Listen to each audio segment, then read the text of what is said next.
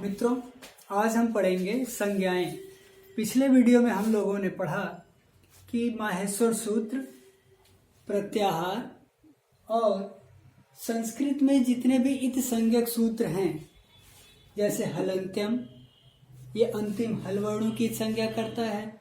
उपदेशे अज अनुनासिक, ये भी इत करता है, ये अनुनासिक अचों के लिए इत करता है। आदि टुडवा पढ़ा गया, चुटू पढ़ा गया, लसक तदिते, ये सब क्या है, इत संज्ञक सूत्र हैं। ठीक है, तो ये हम लोग पिछले वीडियो में पढ़ चुके हैं। आज हम संज्ञाएं पढ़ेंगे। बाबूराम सक्सेना की जो संस्कृत व्याकरण प्रवेशिका है, टीजीटी के पाठ्यक्रम में यही रखा गया है। तो उसमें आप देखेंगे प्राकथन में क्या दिया है, संज्ञा भी पढ़नी है हमको, वही से हम शुरू कर रहे हैं क्योंकि माहेश्वर सूत्र हम लोग पढ़ चुके हैं। तो आज हम संज्ञाएं पढ़ेंगे। संज्ञा का अर्थ क्या होता है? सिंपली हम कह सकते हैं संज्ञा माने क्या होता है, नाम। क्या होता है? नाम। संज्ञा माने जैसे हमारा नाम है, आपका नाम होगा, तो किसी न किसी की कोई ना कोई संज्ञा होगी। तो संस्कृत व्याकरण में भी कुछ संज्ञाएं दी गई हैं, उन्हीं की चर्चा आज हम यहाँ पर करेंगे। ठीक है, तो आप संस्कृत व्याकरण प्रवेशिका में देखेंगे पहली संज्ञा दी गई है वृद्धि। संस्कृत व्याकरण में हम किसको वृद्धि संज्ञा देंगे? तो पाणिनि ने एक सूत्र बताया है, क्या? वृद्धि रा दैच। क्या है वृद्धिरा दैच? इसको हम अलग अलग अगर यदि लिख दें तो होगा वृद्धि आत और ऐच। अब ये संज्ञा की जरूरत क्यों पड़ी? क्योंकि आगे जब हम पढ़ेंगे तो वहां सिर्फ इतना कह दिया जाएगा फला का वृद्धि हो जाए, संज्ञा हो जाए। जैसे हम संधि में पढ़ते हैं ना कि वृद्धि संधि हो जाए, गुण संज्ञा हो जाए, गुण संधि में पढ़ेंगे गुण हो जाए। तो ये संज्ञाएं हम यहाँ पर पढ़ेंगे। जैसे आपने पढ़ा होगा आ और ई मिल करके ए होता है ना?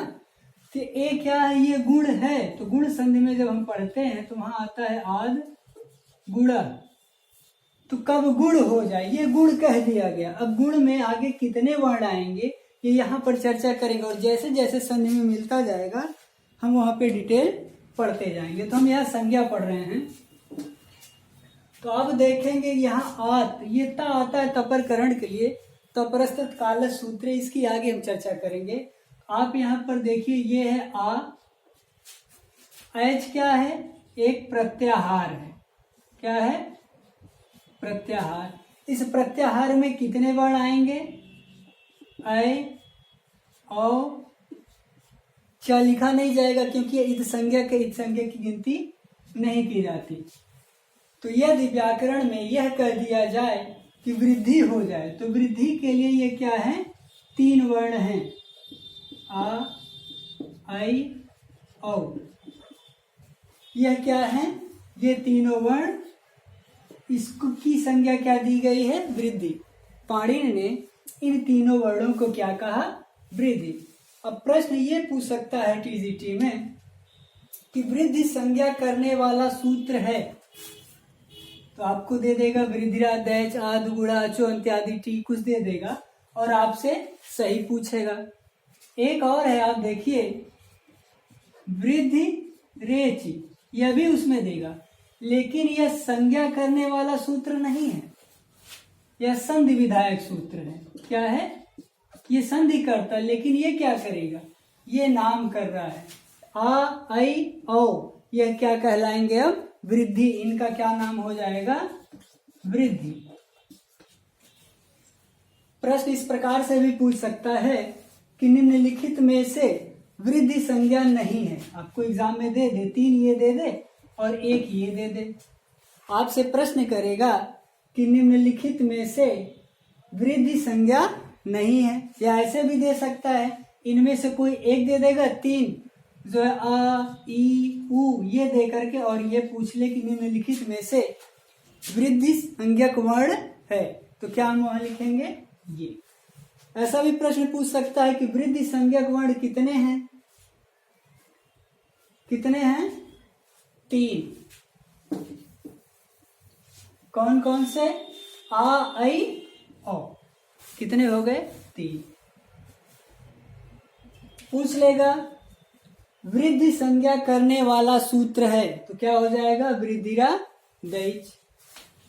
वृद्धि संज्ञक वर्ण है आ, ऐ, औ, नहीं है, ऐसा भी प्रश्न पूछ सकता है।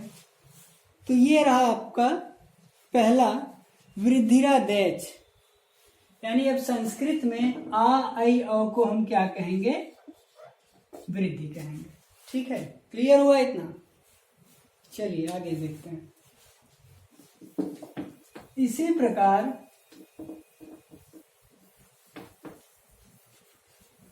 दूसरा दे देगा गुण संज्ञा। गुण संज्ञा करने वाला सूत्र क्या है? अदेंग गुणा। प्रश्न आएगा गुण संज्ञा करने वाला सूत्र है अदेंग गुणा, या ऐसे भी प्रश्न दे देगा अदेंग करके डाट डाट कर दे और प्रश्न दे देगा गुण वृद्धि यड़ या टी उपधा क्या होगा? तो वहां क्या किया जाएगा? गुण। ऐसे भी प्रश्न पूछ सकता है। अब संस्कृत में हम गुण किसको कहेंगे? तो आप यहां देखिए, ये है अत, ठीक, और ये क्या है? एंग प्रत्याहार है। क्या है? एंग प्रत्याहार। एंग में कितने वर्ण आते हैं? ए, ओ और ना, तो लिखा नहीं जाएगा, एक संज्ञक वर्ण है। तो 2 वर्ण ये हो गए और अत का ये ता बताता है केवल यही है, ह्रस्व। तो गुण संज्ञक वर्ण भी कितने हो गए? 3। कौन कौन से? आ, ए, ओ। संस्कृत व्याकरण में आ, ए, ओ, इन 3 वर्णों को हम क्या कहेंगे? गुण वर्ण है। नाम रखा गया ना, गुण माने संज्ञा, इसकी संज्ञा क्या हो जाएगी? गुण। प्रश्न पूछेगा गुण संज्ञा करने वाला सूत्र है अदेंग गुणा। आद गुणा भी देगा वहां पे, लेकिन वह क्या है? संधि विधायक सूत्र है। और दे देगा वृद्धि रेच, अचो अंत्यादि टी, या कोई भी संधि का दे देगा। तो हमको क्या लगाना है? ये ध्यान रखना, ये संज्ञा सूत्र है। क्या है? संज्ञा सूत्र, ना कि संधि सूत्र। दे देगा निम्नलिखित में से गुण वर्ण नहीं है। प्रश्न दे दिया आ, ए, ओ, औ। प्रश्न पूछेगा निम्नलिखित में से गुण वर्ण नहीं है, तो कौन सा उत्तर होगा? औ। यह क्या है? वृद्धि वर्ण है। ऐसे भी दे सकता है अदेंग गुणा क्या करता है? गुण संज्ञा करता है। गुण संज्ञा करता है। ठीक है, गुण संज्ञक वर्ण कितने हैं? 3। वृद्धि संज्ञक वर्ण कितने थे? 3। क्लियर हुआ इतना? आगे देखिए, संप्रसारण क्या है?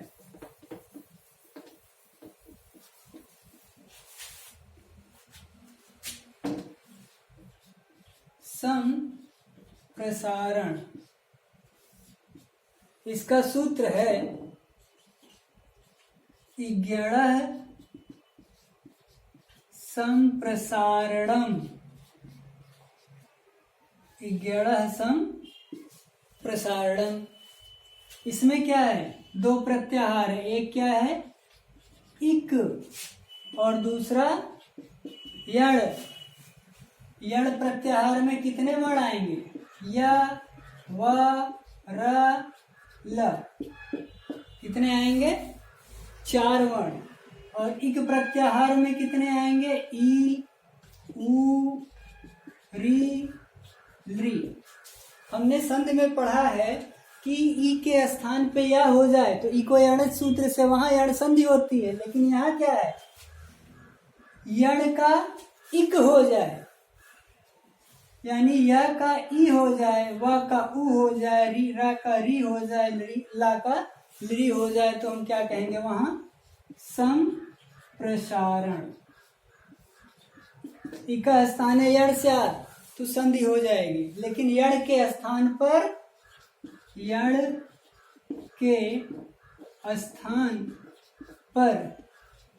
इक हो जाना क्या है? संप्रसारण। संप्रसारण कहलाए। प्रश्न पूछेगा संप्रसारण विधायक संज्ञा सूत्र है, तो क्या हो जाएगा? इज्ञणः संप्रसारणम। संप्रसारण में उ का हो जाता है व ई री, तो क्या हो जाएगा? वा का उ हो जाएगा। इस तरह से भी प्रश्न पूछ सकता है। ये ज्यादातर हम लोगों को प्रत्यय में मिलेगा, जैसे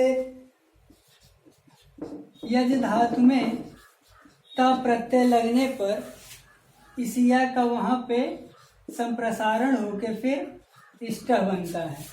तो ये प्रत्यय में ज्यादातर इसका प्रयोग मिलेगा आपको। कहाँ संप्रसारण हो जाएगा?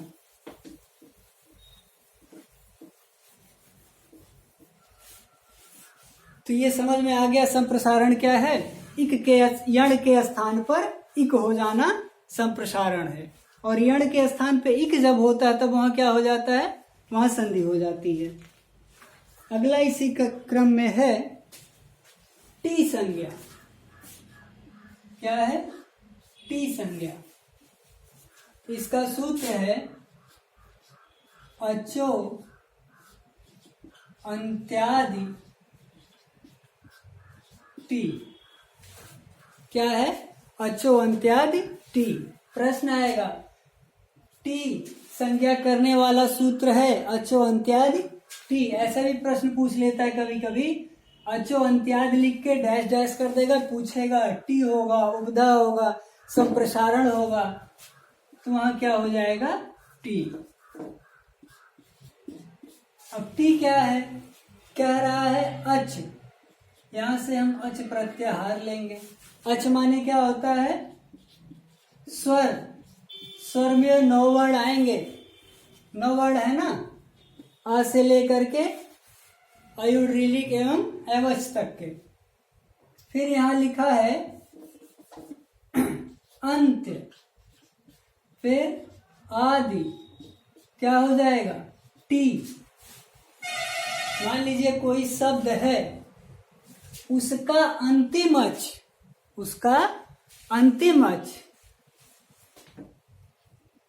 अच क्या होगा? टी होगा, और टी के लिए वह आदि वर्ण होगा। जैसे बाबूराम सक्सेना की पुस्तक में उदाहरण में दिया गया है शक दिया है। यही आपको प्रश्न दे देगा टीजीटी में और पूछेगा शक में टी वर्ण है यानी टी संज्ञक है, तो आप इसको देखेंगे यहां पर है सा आ का आ, इतने अक्षर हैं इसमें। क्या कह रहा है कि अंतिम अच, एक अच तो यहां भी है, एक अच यहां है, लेकिन कह रहा है अंत्य अच, तो अंतिम अच ये होगा। और टी के लिए ये पहला अच होगा ना, आदि का अच। टी के लिए क्या है? यह आदि का अच होगा। इसकी संज्ञा क्या हो जाएगी? टी। इसमें यह भी जानना कि यदि अंतिम अच तो हो, लेकिन यदि इसके बाद व्यंजन वर्ण हो तो वह स्वर के साथ वह व्यंजन वर्ण भी संयुक्त रूप से टी हो जाएगा। जैसे हम कहें मनस। क्या है? मनस। इसमें कहा जाए, इसको देखेंगे हम, माँ है, आ है, सॉरी, ना है, आ है और सा है।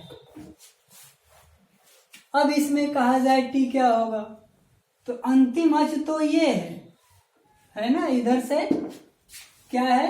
अंत अच ये है, लेकिन इसके बाद में यह व्यंजन है, तो यह व्यंजन भी संयुक्त रूप से क्या हो जाएगा?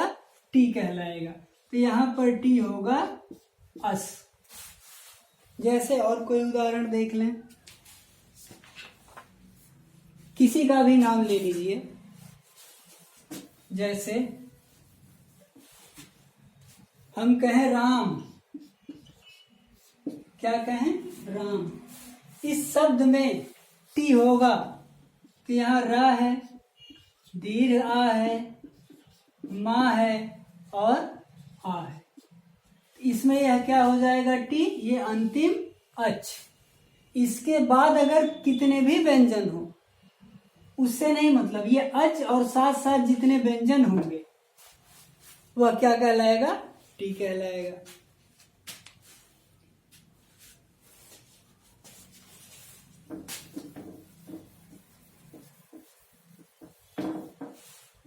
अगला सूत्र है उपधा। उपधा संज्ञा। सूत्र है अलो अंत्यात पूर्व उपधा। प्रश्न आएगा उपधा संज्ञा करने वाला सूत्र है, कौन सा सूत्र है? अलो अंत्यात पूर्वम उपधा। अब यहां देखेंगे, यहां है अल। क्या है? अल। ये अल क्या है? प्रत्याहार है। अच में आता है सभी स्वर आते हैं, हल में सभी व्यंजन आएंगे और अल में आयुर से लेकर के हल का ला है, सभी स्वर और व्यंजन सब आ जाते हैं। इसलिए यदि अल कहा जाए तो अल में क्या होगा? स्वर व्यंजन कोई भी हो, यानी कोई वर्ण हो। अल माने स्वर हो या व्यंजन हो। फिर लिखा है अंत्य, फिर आगे लिखा है पूर्व, क्या कहलाएगा? उपधा। अंतिम अल हो, कोई वर्ण हो, कोई शब्द है, उसका अंतिम अक्षर क्या कह रहा है? चाहे स्वर हो चाहे व्यंजन हो, उसके अंतिम अक्षर के ठीक पूर्व यानी उसके पहले वाला वर्ण क्या कहलाएगा? उपधा कहलाएगा। जैसे हम पिछले उदाहरण में हमने क्या कहा था? सक, सा था, आ था, क, आ। इसमें यदि कहा जाए टी है तो ये टी है, अंतिम अच है। इसके बाद कोई व्यंजन होगा तब भी स्वर के साथ वह टी कहलाएगा। तो अंतिम अच, यह स्वर या व्यंजन कोई भी वर्ण हो, अंतिम तो यही है। अंतिम के ठीक पहले वाला वर्ण, अंतिम के ठीक पहले वाला वर्ण यह क्या कहलाएगा? उपधा। ठीक है, क्लियर हुआ? और कोई उदाहरण देख लें। जैसे हम कहें मनस, इसी से क्लियर होगा क्योंकि इसी में टी भी समझा और उपधा भी समझ लेंगे। यहाँ था म, आ हमने अलग किया, ना आ अलग किया, स अलग किया। तो इसका अंतिम वर्ण यह तो व्यंजन है, कहा भी गया है अल वर्ण हो। अल माने संपूर्ण वर्ण आ जाएंगे, चाहे स्वर हो चाहे व्यंजन हो। तो यहाँ व्यंजन है, यहाँ चाहे व्यंजन हो चाहे स्वर हो, इससे नहीं मतलब कोई भी अक्षर हो, उससे ठीक पहले पूर्व लिखा है ना, उस अंतिम के ठीक पहले वाला वर्ण यह क्या कहलाएगा? उपधा। इसकी संज्ञा होगी उपधा। सूत्र क्या है? अलो अंत्याद पूर्वम उपधा। और टी हम पढ़े थे, क्या था? टी के लिए अंतिम अच हो, यदि उसके बाद व्यंजन आ रहा है तो वह भी क्या हो जाएगा? टी संज्ञक हो जाएगा। तो यहाँ अस पूरा टी संज्ञक होगा, क्योंकि अंतिम व्यंजन है, उसके पूर्व सूत्र है अचो अंत्यादि टी, अच होना चाहिए अंतिम में। लेकिन उपधा के लिए क्या है, अलो, अल स्वर हो चाहे व्यंजन हो, उसके ठीक पहले वाला अक्षर क्या कहलाएगा, उपधा संज्ञा कहलाएगा। और कोई उदाहरण देख, कोई भी इसी प्रकार आप नाम ले लेंगे, हमारा ही नाम ले लीजिए। जैसे कह रहे हैं विनय, यहाँ पे क्या क्या वर्ड है, वह है, ई है, ना है, आ है, या है और आ है। यहाँ उपधा हम अगर कहें तो इसका अंतिम वर्ण तो ये होगा, अंतिम वर्ण क्या होगा, ये। लेकिन इसके ठीक पहले अंत्यात पूर्वम, ठीक पहले इसकी क्या संज्ञा हो जाएगी, उपधा। प्रश्न आएगा कि उपधा संज्ञा करने वाला सूत्र है तो क्या हो जाएगा, अलो अंत्यात पूर्व उपधा। प्रश्न ये पूछ सकता है टी करेगा अंतिम अच का, लेकिन यहाँ क्या है, स्वर भी हो चाहे व्यंजन हो, उससे कोई मतलब नहीं। उसमें क्या था, स्वर के बाद यदि व्यंजन है तो संयुक्त रूप से वह क्या हो जाता था, टी हो जाता था। तो आज हम यही इतना ही पढ़ेंगे, क्योंकि वीडियो बहुत लंबा हो जा रहा है। फिर आगे हम इसी क्रम में पढ़ते जाएंगे, ठीक है। प्रश्न आएगा, यदि हम आपसे प्रश्न पूछें इसमें,